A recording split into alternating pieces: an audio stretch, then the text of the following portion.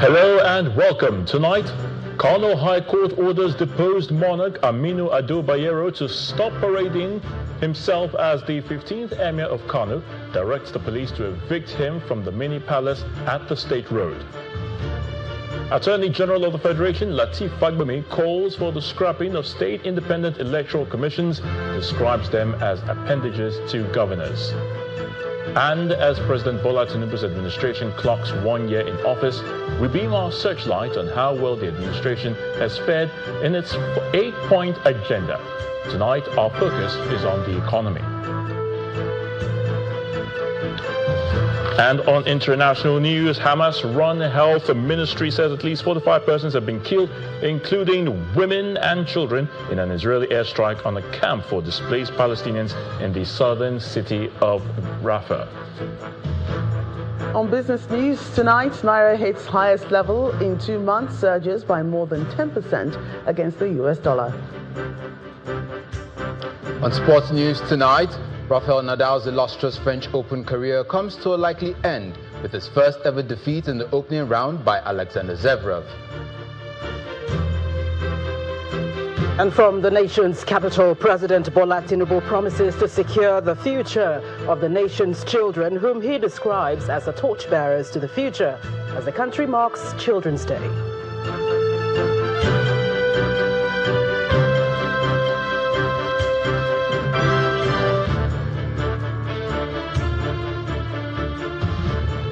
We begin from the courts, and the High Court in Kano State has ordered the 15th Emir of Kano, Alhaji Aminu Ado Bayero, from parading himself as the Emir of Kano, and also directed the police to evict him from the mini palace at the State Road.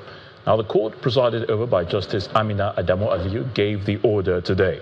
This legal tussle followed a federal high court ruling last Thursday, which restrained the reinstatement of Muhammadu Sanusi II as Emir of Kano and suspended the law establishing the dissolved 5 emirates in the state. The court order also affects other traditional rulers in the dissolved emirates, restraining Nasiru Ado Bayero, Ibrahim Abubakar II, Kabiru Muhammad Inuwa, and Aliu Ibrahim Gaya from parading themselves as emirs of Bichi, Gaya, Rano, and Karaya, respectively. Justice Aliyu emphasized the importance of maintaining the rule of law, stating that the court will ensure that its orders are respected and upheld until the substantive motion is heard. Now, before the court's ruling, the drama in the Kano Emirate tussle continued as both Aminu Ado Bayero and Muhammadu Sanusi II today received district heads in separate palaces. Last week, Friday, Governor Abba Yusuf had signed a law dissolving the additional emirates created by the previous administration and reinstated Muhammadu Sanusi II as the emir. Our correspondent, Sadiq Ilyasu, reports. It has been 4 days since the dissolution of the 5 emirates and the subsequent reinstatement of Muhammadu Sanusi II as the new emir of Kano. Alhaji Aminu Ado Bayero is making a second appearance, and this time he rides on a horse amidst cheering by supporters.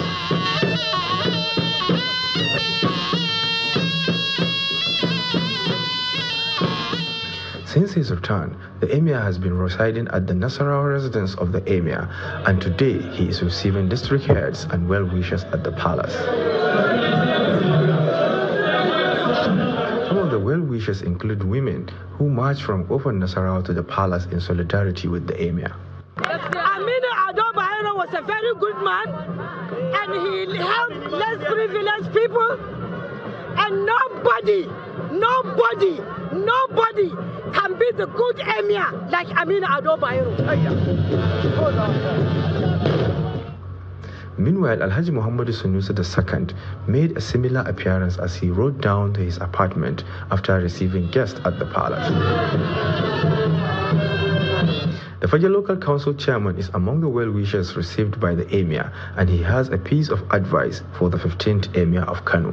I will only advise Alhaji Aminu Ado Bayero to accept the will of God, accept the will of Allah.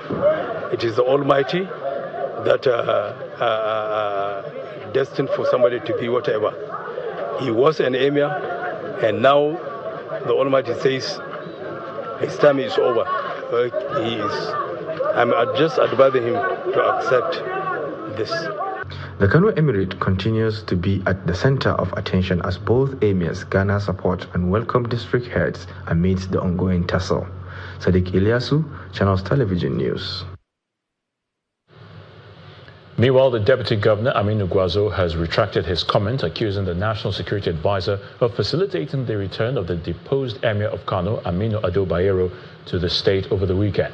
The office of the National Security Advisor had denied the claims, maintaining that the office of the NSA did not provide the aircraft that returned the deposed monarch to the state, as alleged by the Deputy Governor.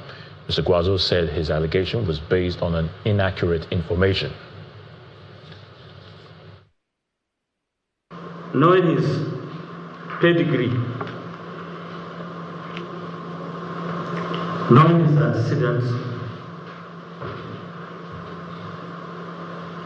knowing his integrity and devotion to duty, I believe if he has any hand in it, he will be very straightforward and say yes.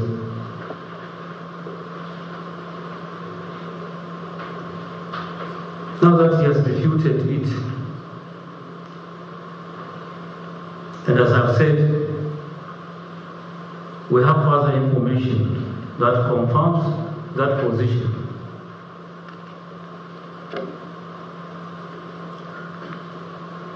There is nothing we can say but to apologize to his person and the office on behalf of the governor, the government of Kano State, for any embarrassment or inconvenience that might have caused him.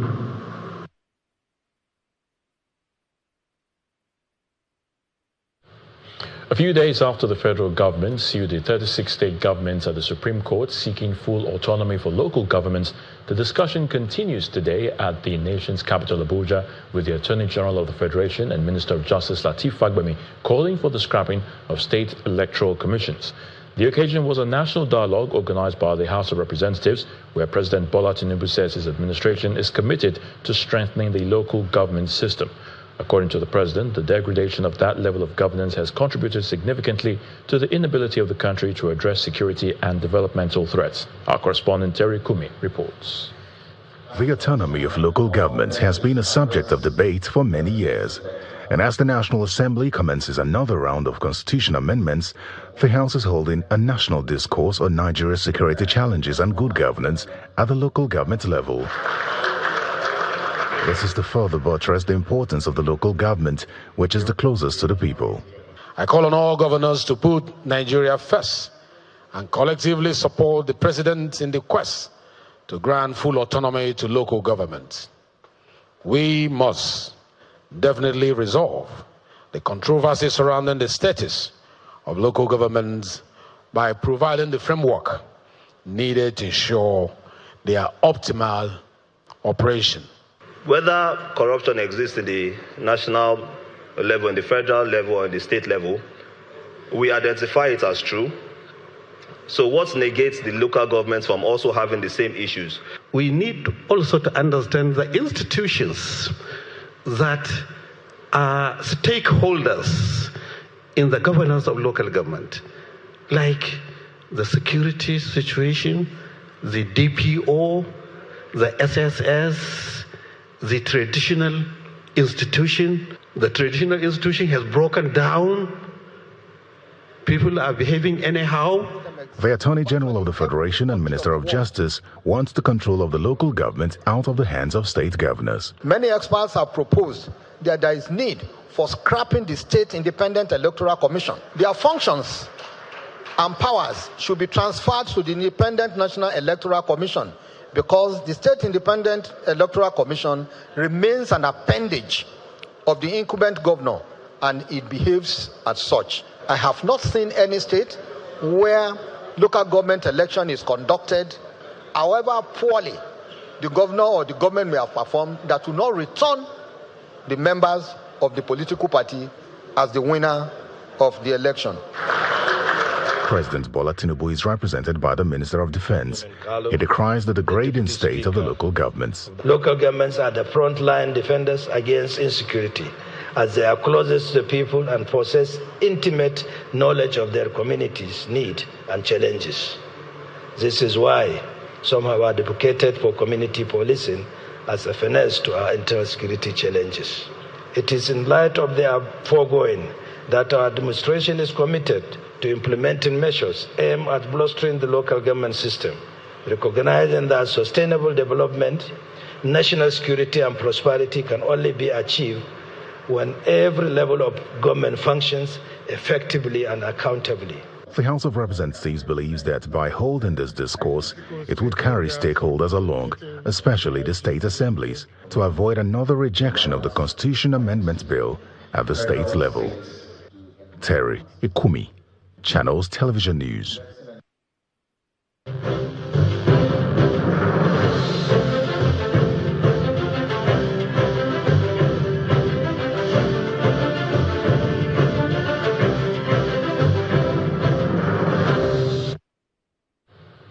In about 48 hours, President Bola Tinubu's administration will be 1 year in office. Tonight, we begin a series of reports looking at the administration's performance under its 8-point agenda, beginning with the economy. While international institutions like the World Bank and International Monetary Fund applaud ongoing reforms, Nigerians back home appear to have a different perspective based on the realities they are confronted with. Our business correspondent, Ini John Mekwa, reports.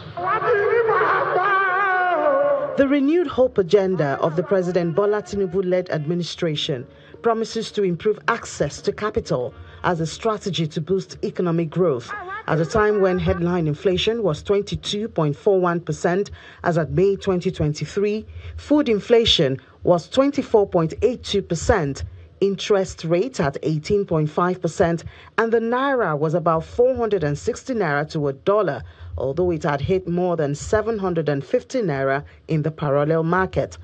Efforts such as the formation of the Presidential Fiscal Policy and Tax Reform Committee, access to credit programs for startups and MSMEs, as well as conditional grants to nano businesses should serve as the vehicle to achieve this. However, about a year later, the continuous hike in interest rate to tame inflation may have undermined the efficiency of the initiatives, as interest rates in Nigeria remains higher than most of its peers on the continent. The sharp hike could be traced to the first major decision by President Tinubu. No provision is there for fuel subsidy. The first subsidy is gone. The sustenance of the subsidy removal is, however, in question, as the International Monetary Fund has suggested that it has been reinstated and will cost the country 8.43 trillion Naira in 2024. If Naira had remained at 750 Naira to a dollar, maybe even with movement in eyes, you could still be buying fuel at maybe 700 Naira, 650 or 700 Naira. But today, HN had moved to about back to 1,500 Naira. And if you have to factor in that exchange rate, then you clearly admit that subsidy has crept back into the pricing of refined petroleum products, particularly fuel. The MPC chairman and governor of the Central Bank of Nigeria. The approach of engaging monetary policy to reduce inflation may be justified, but economists warn that in Nigeria's case, major drivers of inflation are controlled by the fiscal authority. What are the critical factors in dealing with that? Yeah, the CBN might reach the limit of what it can do with monetary policy tools. There's a limit to that. If you check out, the statistics of it, what I found is in the region of 32-33% in terms of the impact of a hiking monetary policy rate on inflation rate. Look at the historical data, all right? So if that is the case, it means there are other factors that explain inflation in Nigeria. While seeking ways to resolve the factors that make up the over 60% drivers of inflation, funding the budget, through the domestic market may have been achieved, since hike in interest rate mostly translates to higher yields for treasury bills and bonds. For the new domestic borrowing and the 2024 budget, which I said was 6 trillion naira, we actually have raised 4.5 trillion naira out of that.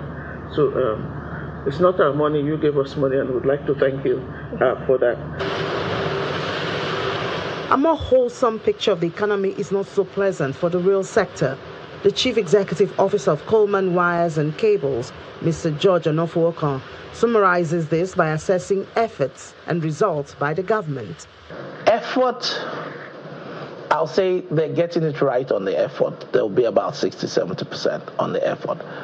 On the result, I'll knock it down to about 50. The efforts are there, which is what is needed to be done is being done. The question is, how do you implement it, which is that is the result. That is where they lose the points. And they need to be a bit more consistent in balancing those results from the effort. A wide perception for way forward as the country x-rays the activities of President Tinubu's leadership 1 year after includes a more coordinated operation of the monetary and fiscal authorities in the economy. We should be seeing a lot more stability in our macroeconomic environment, starting with the FX environment. We cannot continue with this volatility. Secondly, we should see how we can reduce a lot of our imports. We should make a lot more progress in import substitution. The countdown to the next May 29 begins as the administration of President Tinubu clocks 1 year. Economists and indeed all citizens are watching and counting the gains and pains that the administration will be remembered for. Ini John Mekwa, Channels Television News. In part 2 after the break, we bring you more on the nation's economy and how it performed during President Bola Tinubu's first year in office, and we will be joined by development economist Professor Ken Ife. Please stay with us. Welcome back. If you've just joined us, you're watching the news at 10, coming to you live on Channels Television from Lagos. A reminder of our top stories. Kano High Court orders deposed monarch Aminu Ado Bayero to stop parading himself as the 15th Emir of Kano, directs the police to evict him from the mini palace at the State Road. Attorney General of the Federation, Lateef Fagbemi, calls for the scrapping of state independent electoral commissions, describes them as appendages to governors. President Bola Tinubu's administration clocks 1 year in office. We beam our searchlight on how well the administration has fared on its 8-point agenda. Tonight, our focus is on the economy. And Hamas-run health ministry says at least 45 persons have been killed, including women and children, in an Israeli airstrike on a camp for displaced Palestinians in the southern Gaza city of Rafah.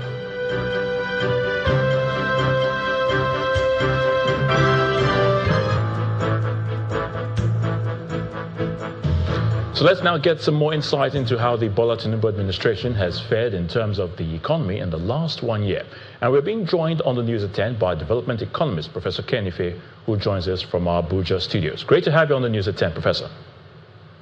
Oh, thank you for having me. All right, let's get into it very quickly. Professor, how would you summarize the performance of the economy in the last 1 year? 3 levels: 1 at the international economic development level, then 2 on the macroeconomic level, and 3 at the sectoral level, where we must respect the ministers that are actually now subject to scrutiny of at the public space. Now, the key thing is, where were we 12 months ago? 12 months ago, Nigeria was in deep trouble. We were sick. The economy was sick, in an intensive unit, pushed to a cliff. And then now, 12 months later, it's come off that cliff. It's no longer an intensive unit. It's in a recovery position. Now, I would say that there are 2 ways to look at what has happened. First is that there are very, very positive reforms at the macroeconomic level that are actually yielding results. But there are weaknesses. Weaknesses when you look at this pervasive insecurity. We still haven't dealt a decisive blow to that, and it's scaring away investors. There's also challenges around the persistent negotiations with the labor, and I don't know what is going on there because I haven't seen the science in that negotiation. And then, of course, you have inflation that is gone completely out of control, but there is light at the end of that tunnel. On balance, I would say that the strength in many of the achievements on those reforms and the higher level of coordination between fiscal and monetary policies actually far outweigh the weaknesses that we have in all those three areas I've just mentioned: insecurity, inflation, and then also on wage increases debate. All right, Prof. Subsidy is gone. That's what the president told us on his inauguration on May 29, 2023. How has that impacted the economy? Well, the subsidy is like, beehive, call it, the president stirred the hornet's net. And that is really like what happens to a beehive. So that is what happened. And then there were unintended consequences. But that decision needed to be taken. And first of all, who was the first beneficiary is the state government. Their FAC revenue went from 700 billion to 1.2 billion, just like what happened to Buhari when he took office. He had to go and look for 600 billion to help the governors start paying salaries and all of that. So we've got that. We've got the governors under control in their territories. Then you also have to see about government revenue. You need resource to pursue, to generate more resources. Now, from a 7% revenue to GDP, we are now over 10% revenue to GDP. Government is now boasting of over 2 trillion naira a month. That is not a mean feat, but it shows you that there are some positive signals in the now inflation, which has already been a big challenge. We are now seeing that even though, as at last inflation last month, all indicators, 5 of them, all showed a rise relative to 12 months. But when you look at month on month, all of them pointed down, so they all of them are heading down. So it will take a little while for you to now see that reflect on the general inflation figures. And we're looking at the figures that the runaway, of course, is the food inflation. And it's so surprising because the data, GDP data released a few days ago, is showing 0.18% growth rate in agriculture, which is suicide, because I don't know how you have a population of 3% and then you are growing food at 0.18%. So it shows you that emergency has to, we have to have a second look on the food crisis. All right, so Professor, the IMF, that's the International Monetary Fund, is saying that subsidy is actually back. What are your thoughts on that one?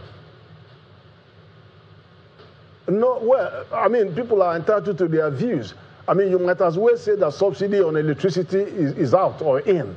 And then we are seeing 250% increase in electricity charge. So it's a moving target. That issue is a moving target. So I know that there are more information that we still need to get hold of. But the fact of the matter is that we are not spending $500 billion Naira every month on what NNPC called under recovery. And secondly, we now have a much more organized and much more orchestrated approach to financing of the government budget. It's no longer the traditional, what you might call promissory note, give us money, we'll pay you in 5 years. Now, the Minister of Finance says, I'm not going to go that way. So I have to have cost-benefit analysis on anything that we're going to borrow. And then they switched over from debt financing to asset-based financing. Now, the significance of this is that we are no longer losing our sleep every month on what are we borrowing, are we able to pay salary, are we borrowing to pay salary? No, it has shifted. It's now about securitizing future revenue. You've seen that on crude, and then after releasing some resources to us, you've seen that securitization on the gas revenue.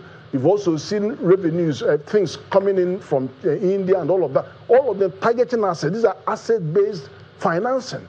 And that's where we have to dip. That's where Murphy, the Ministry of Finance Incorporated, has taken control. And we're moving in that positive direction, addressing the real liquidity and sweating our assets and generating that kind of liquidity that we require to have a much more balanced balance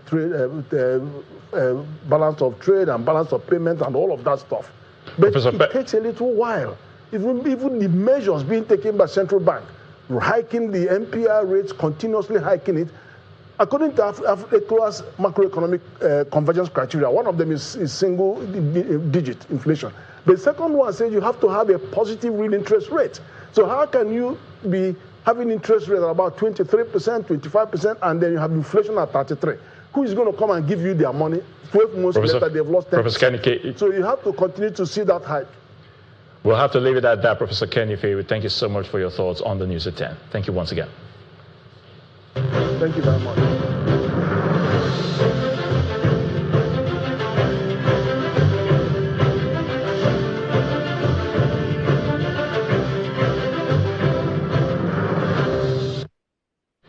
Still ahead on the news at 10, Naira hits highest level in 2 months as it surges by over 10% against the dollar at the official foreign exchange market. That's on Business News. Please join us again. Welcome back. So let's head now to the nation's capital, and Gloria Umezuke is standing by to give us the very latest from Abuja studios. Great to see you again, Gloria. Over to you. Very many thanks, Ayo. As the country marks Children's Day, President Bola Tinubu is celebrating Nigeria's children, whom he described as bearers of the nation's torch into the future. According to a statement by the presidential spokesperson, Ajuri Ngilale, the president rejoiced with parents, guardians and families across the nation and called for a reinforcement of the family unit as a place where the sacred values of honesty, modesty, hard work and charity are passed down to the shining lights of tomorrow.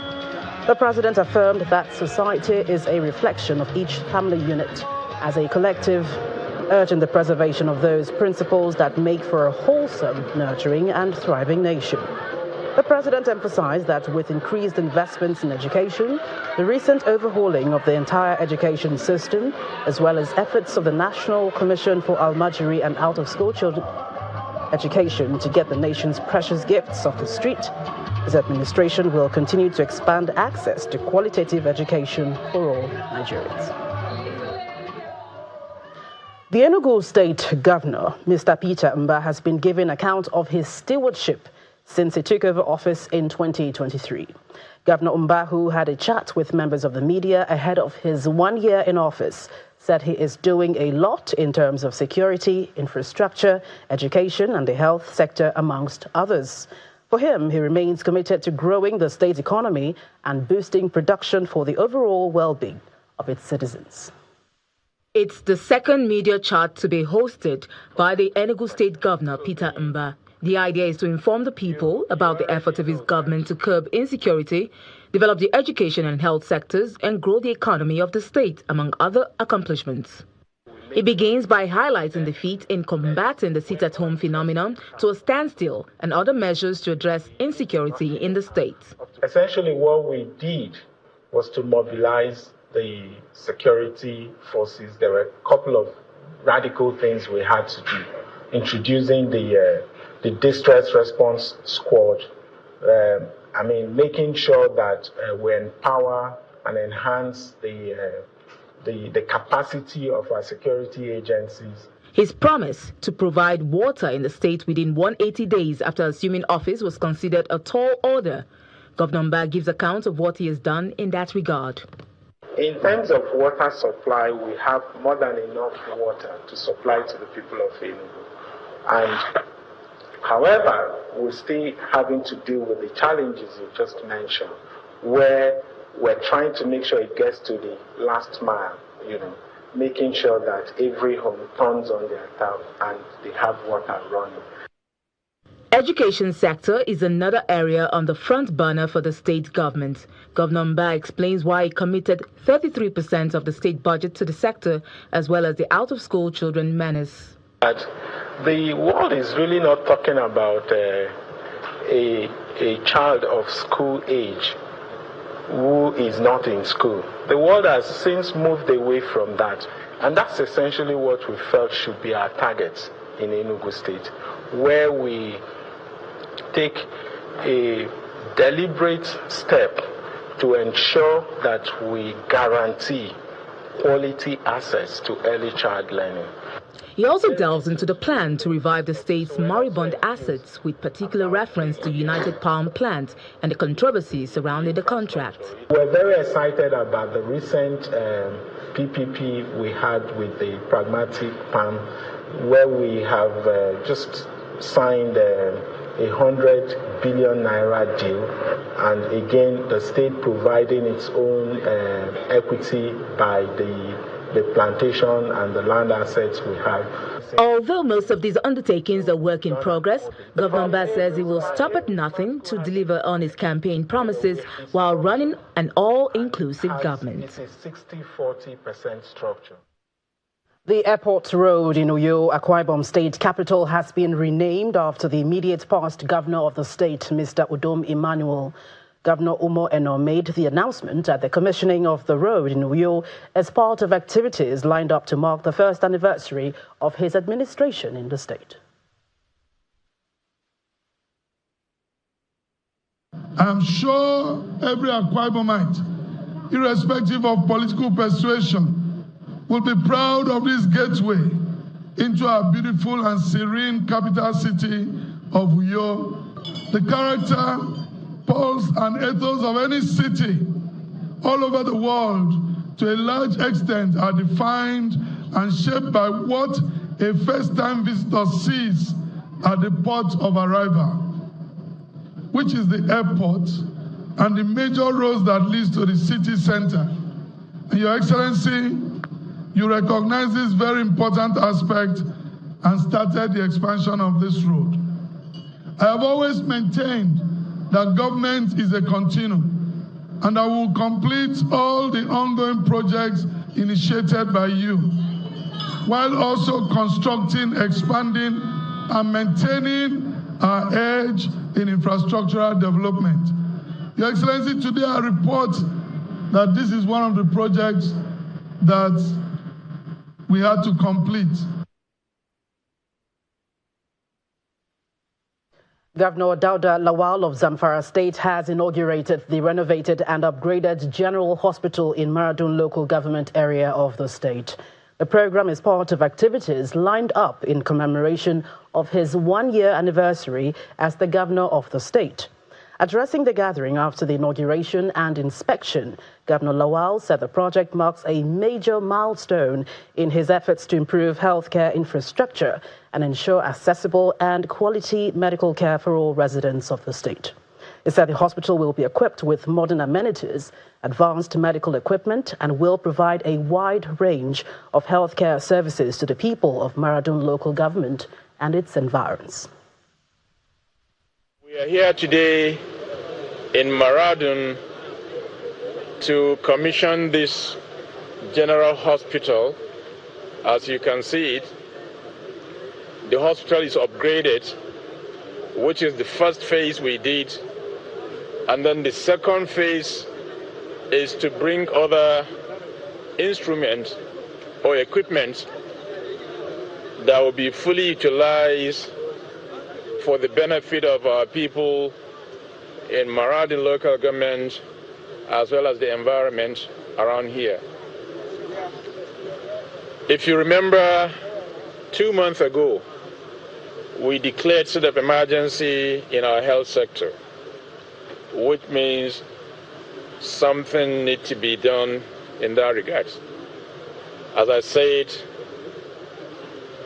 this is the first phase in Maradun. Within the next couple of weeks, this very hospital will be fully furnished. The contract includes reconstruction as well as furnishing the hospital to a modern hospital.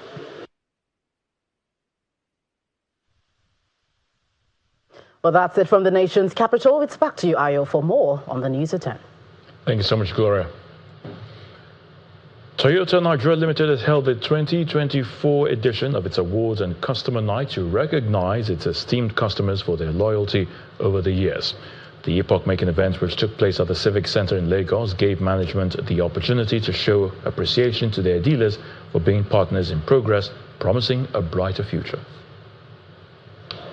The 2024 Toyota Awards and Customer Night presented a perfect opportunity for the management of Toyota Nigeria Limited and its esteemed customers and partners to reunite and celebrate a splendid relationship after a 5-year pause. Managing Director of Toyota Nigeria Limited, Mr. Kunle Adeojo, appreciates everyone for taking out time to be present as he reiterates that customers remain the focus of the company. At Toyota Nigeria, the philosophy of customer first remains the focal point of our activities. Therefore, at every opportunity, we like to recognize and acknowledge our customers' overwhelming love and support, which has been our driving force over the years. The Toyota Awards and Customer Night, which began in 2005, serves as an avenue for the company to recognize organizations with outstanding patronage. Next is a presentation of awards led by the chairman of the company, Mr. Michael Adeojo.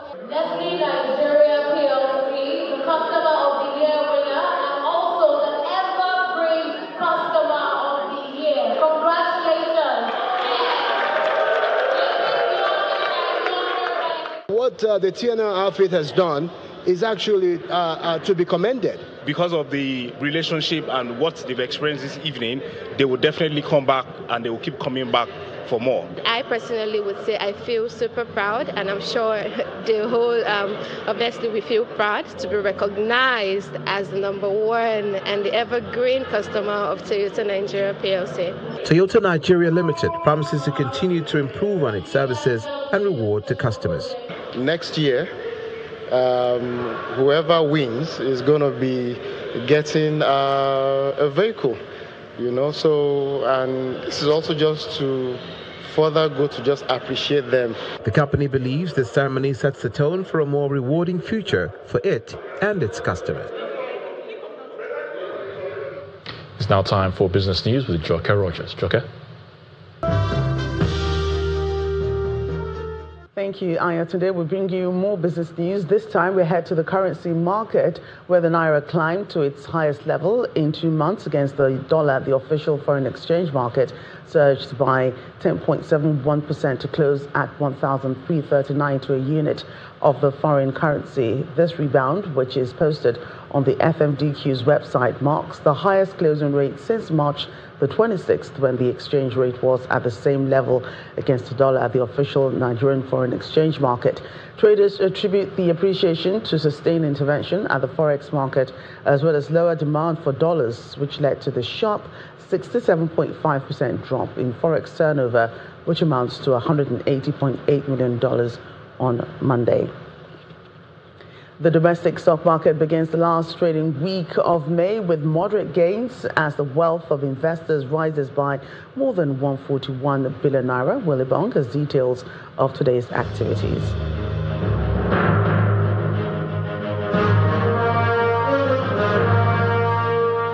Welcome to the stock market report. Now, after surviving the 150 basis points interest rate hike by the central bank and the Q1 GDP numbers we saw last week, stocks have come a long way to open the new week in positive territory. I guess we can say the joy of Children's Day passing through here. Now, the figures contributed immensely to this. All 5 banks in this group gained. Investors took advantage of the drop in share prices last week to take positions today ahead of half year's earnings result. Now, definitely the banking index benefited the most from this as it rose by 2.45%. And the consumer goods counter was not going to let the banking counter take all the shine. Let's see what it managed to end with today, 0.15%. And it's all thanks to Nigerian breweries. Its share price appreciated by 1 naira 10 kobo. Also, Guinness boosted that counter. Now, the oil and gas continued the bullish trend we saw on Friday as it closed today with an over 1% increase. And corn oil helped to sustain that positivity. The share price grew by 8 naira 10 kobo, making it one of the major market movers of today. And those are the highlights from today's session. Willie Bung, signing out.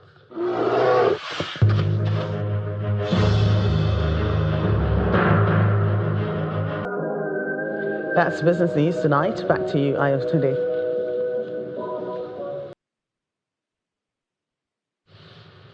Thank you so much, Joker. Israeli Prime Minister Benjamin Netanyahu says the strike which killed scores of displaced Palestinians in Rafah on Sunday was a tragic mishap.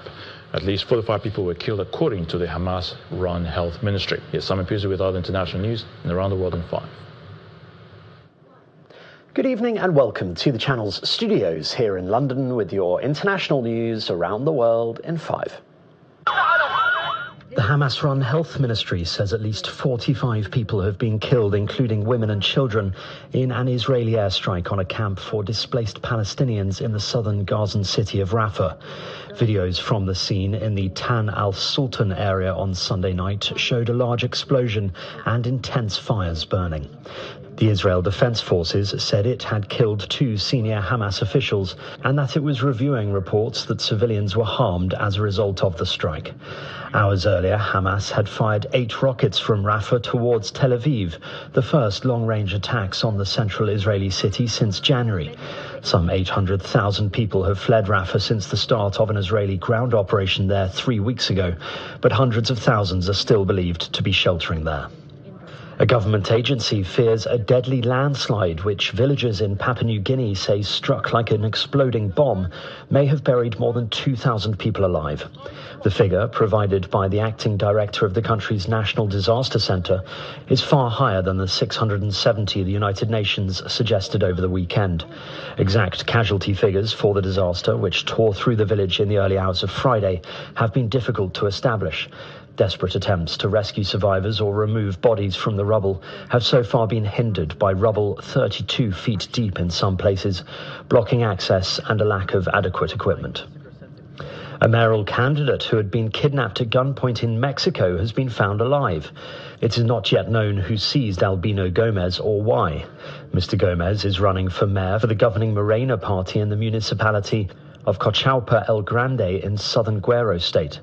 The campaign for the election in Mexico has been overshadowed by violence, and Guerrero is the most dangerous state for candidates. Police say a hospital in the Indian capital Delhi, where 7 babies died in a fire, was operating without a valid license. The fire occurred on Saturday, leading to the arrests of the hospital owner and the doctor on duty. An investigation has found that the hospital also did not have fire extinguishers or an emergency exit. The FBI is investigating the sale to US buyers of what are suspected to be hundreds of treasures from the British Museum. The US law enforcement agency has also assisted with the return of 268 items which the museum claims belong to it, that was sold to a collector in Washington, D.C.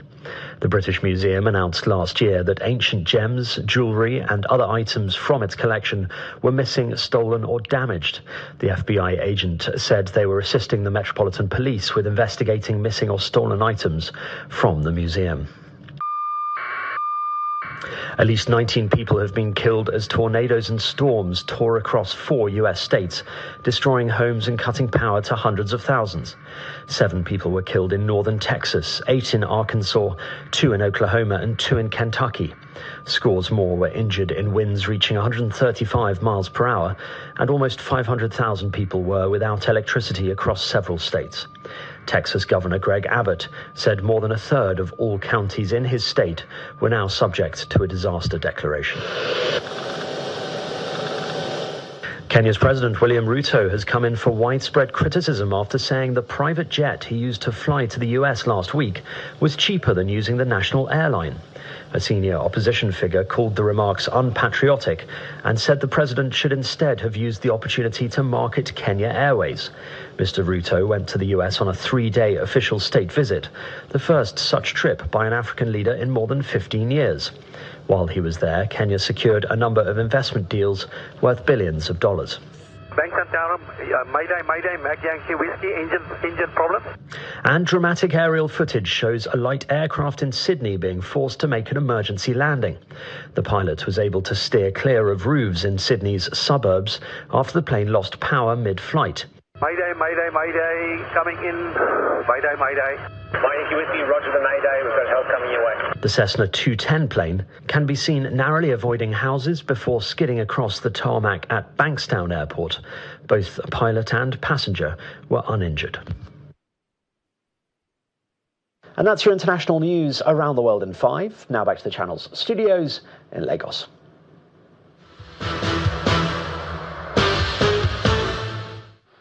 Thank you, Simon. On sports news, we start off with basketball, where Nigerian champions Rivers Hoopers have qualified for the semi-finals of the 2024 Basketball Africa League. Rivers Hoopers defeated former champions US Monastir of Tunisia 92-88 in a tense quarter-final encounter played at the BK Arena in Kigali, Rwanda. Rivers Hoopers dominated the Tunisia side right in the first, second and third quarter, but faltered in the fourth quarter.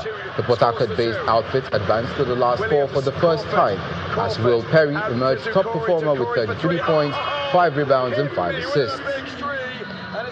Over in tennis, Rafael Nadal's record-breaking French Open career has come to its likely end as the 14-time champion slumped to a first-round defeat against Alexander Zverev after 3 hours and 5 minutes. Nadal went down 6-3, 7-6, 6-3 to Zverev, suffering only his fourth loss in 116 matches at Roland Garros since his 2005 title debut. It was the first time he had been defeated in Paris in the opening round and will again lead to questions over his long-term future in the sport. The German became just the third player to defeat Nadal at Roland Garros, joining Novak Djokovic and Robin Soderling. And that's it on Sports News. Over to you, Ayo.